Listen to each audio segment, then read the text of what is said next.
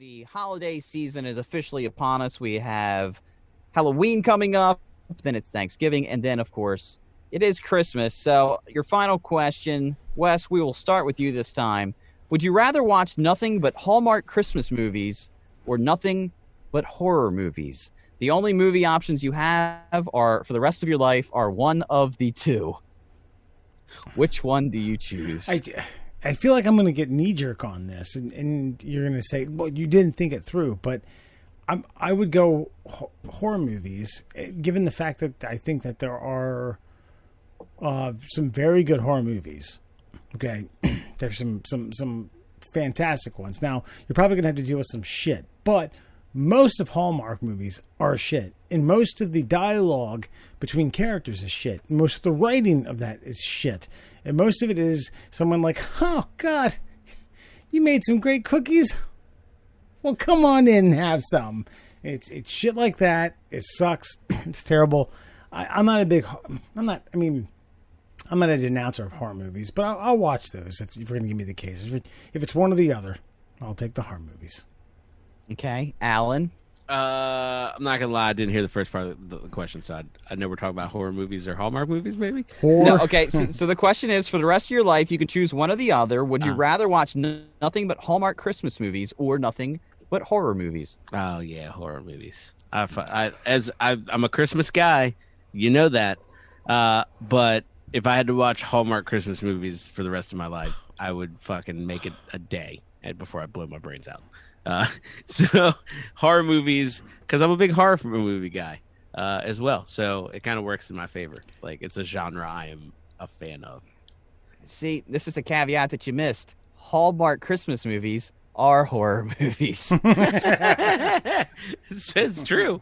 That is brutal. So does that mean that, like, after it fucking, like, you know, Susan's Miracle on 34th Street comes on, and it is a horror movie? Does it fit into the genre? Like, you know what I'm saying? Like, now that you have said that, and I kind of agree with you, does that make it into the horror movie playlist? No, I'm gonna have to say it. It's either Hallmark produced or nothing, and then it's either, you know, I mean, you do have a wide variety of horror films. I would say that most horror films, up until, I'd say, I'm going to draw a line actually at Scream. I feel like horror movies got incredibly, just infinitely better after Scream moving forward. You got to the Blair Witch Project, and then you started getting some CGI in there that really started enhancing them. They really started throwing some dollar bills towards these movies because they know that franchises sell tickets, and those things go into just perpetuity, this forever. Like, those films will be watched forever every single year. And if you decide to opt out of the Hallmark movies, you'll miss some of the greatest work from Lacey Chabert, Tamara Mowry Housley. She has a last name now. Candace Cameron Burr, for God's sake, from Full House. Jesus Christ, guys. You would miss out on such titles as Jingle Bell Bride and Christmas Tree Lane. You also have Chateau Christmas. I got to admit, though, I have sat down rather inebriated and attempted to watch some of these Hallmark Christmas movies. I'm not going to lie. As douchey and cheesy as they are, every now and again, they will jerk a tear. They will jerk a tear out of these crusted over eyeballs, man. No, and they're fun to watch just for the comedy's sake. How badly they're written, how poorly they're acted, how low budget they are, how unbelievably predictable the storyline actually is. I just feel like they've churned these things out for 50 years now? God. Hallmark, at least you would have more variety. I feel like horror movies, you would run out and just be tired of it at some point.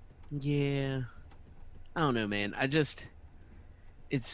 Hallmark movies are Sharknado level production. And it's like listen to the actresses you just said. Oh, like, I know. It's basically fucking other dude from 90210 and Sharknado. Ian, because his name's not. I refuse to call him Ian. Whatever the fuck his last name is. So, like, nah, I can't do it, man. I can't bring myself to do it. And then, like, multiple Sharknados, like there are fucking sequels to these Hallmark movies. Like, nah, I couldn't do it. And that's me being Christmas guy. Couldn't do it. And you think about things like this. I watched one not too long ago where Brian Doyle Murphy, Bill Murray's brother, star of Groundhog Day, by the way. Yeah. Yes. Who and Brian Doyle Murphy was in that.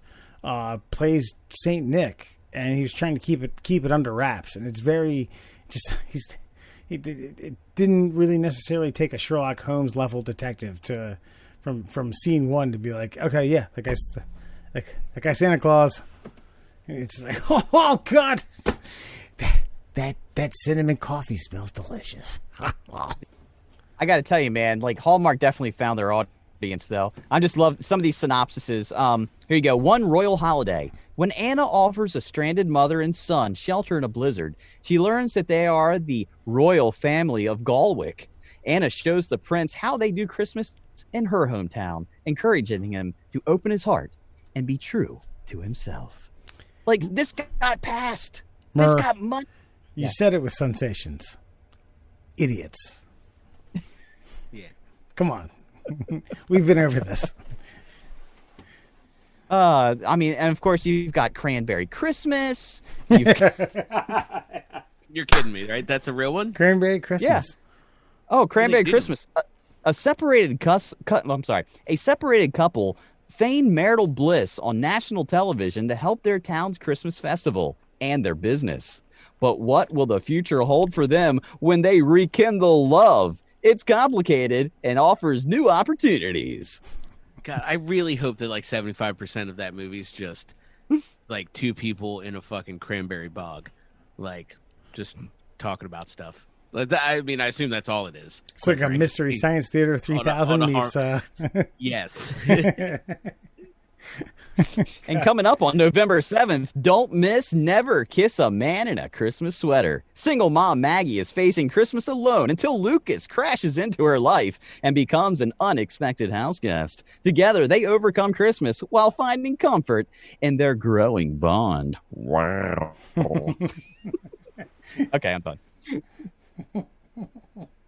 Oh, Christ. There it is. 3 and out, folks.